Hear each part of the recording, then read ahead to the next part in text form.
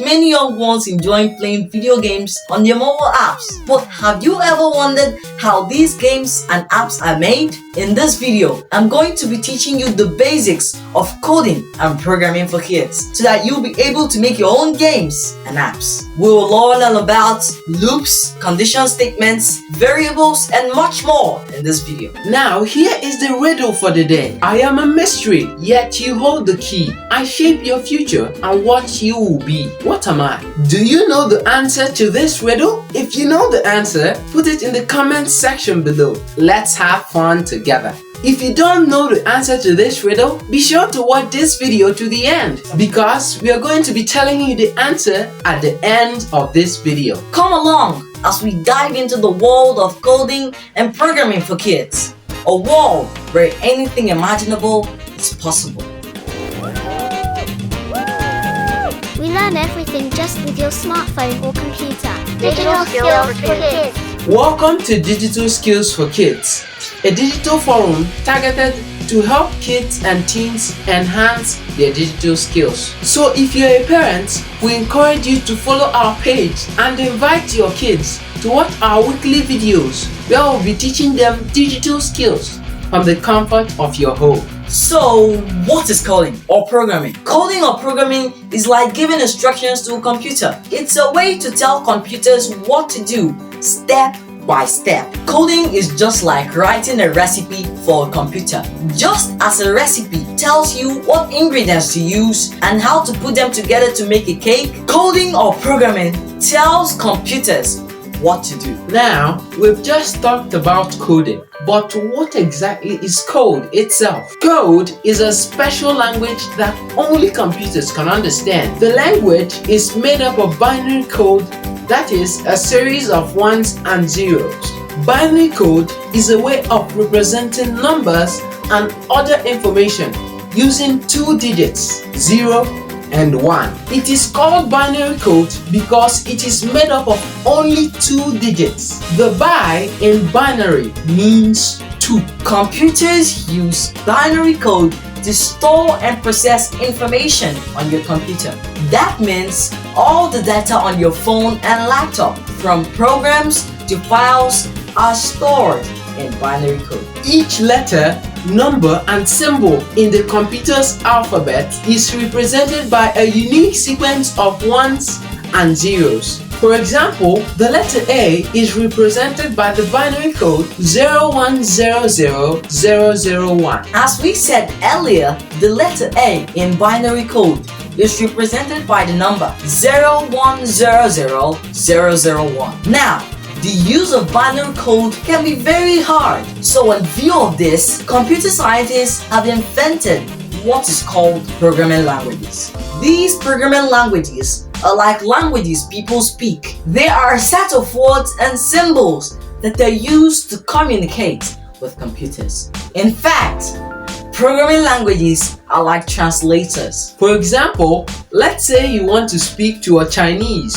who can't hear English. How would you speak to him? For instance, you could learn the language, or you could use someone who knows the language as a translator. That's the same when speaking to computers. You have to learn the hard binary code, or you take the easy way out and learn programming languages, which serve as translators for computers. So, for you to give instructions to computers in order to make your own awesome games and apps, you need to learn a programming language. Yes, it is like a human language, and they make it easy for you to give instructions to computers. A simple example of using a programming language is the following: print hello world. This instruction simply tells the computer to print the words hello world on the screen. Here are some examples of programming language.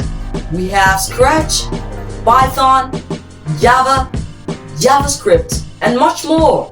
All these programming languages are easy to learn, and they are a great way for kids and teens to get started with programming. Now that we have understood what programming and programming languages are, let's now explain some of the concepts related to programming languages to help you get started with coding and programming. The first is commands. Just as when you tell a robot to move forward, left or right. Programming languages have commands that can tell computers what to do. These commands can be things like print. Oh yeah, the one we said before.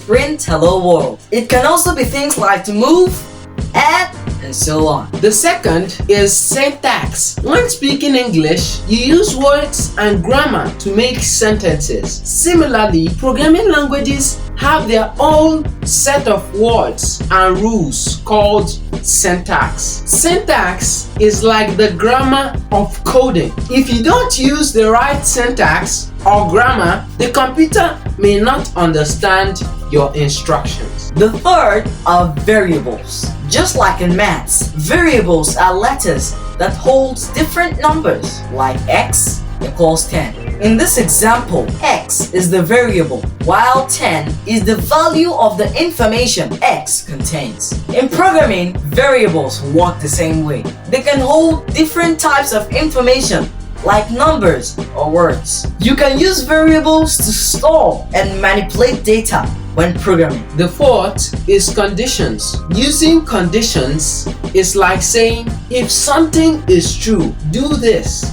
Otherwise, do something else. For example, if you want a robot to dance only when it's daytime, you can use conditions to make it happen. Sometimes you want your robot to make decisions based on certain situations. Programming languages have a way to do this with conditions. The fifth are loops. Imagine you have a bowl full of cookies and you want to eat them one by one. You can go through the bowl, pick one cookie, and go back to the bowl to repeat the same process until you've eaten all the cookies. A loop in programming is a bit like that. It's a way to make computers repeat a certain instruction over and over again until a condition is met. It is like telling your robot, keep doing this until I say stop. Now, these are just a few concepts related to programming.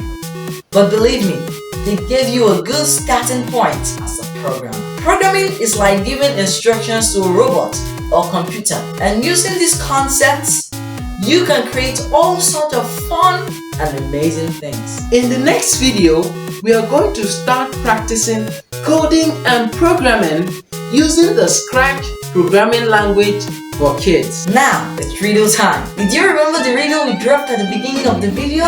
The answer to that riddle is education. If you got the answer, say yes in the comment section below. But if you didn't, a big thumbs up to you for trying your best. So if you're a mommy or daddy, I'd like you to follow our page so that you can be able to share that video with your kids when we upload the next video on digital skills for kids, so that they can learn how to create their own games and the many other fun topics we will be discussing on digital skills for kids. If you're a kid or teenager, be sure to follow our page so that you can also learn as well. Also hit the share button so that more kids and parents can see this video. So thanks for watching till the end.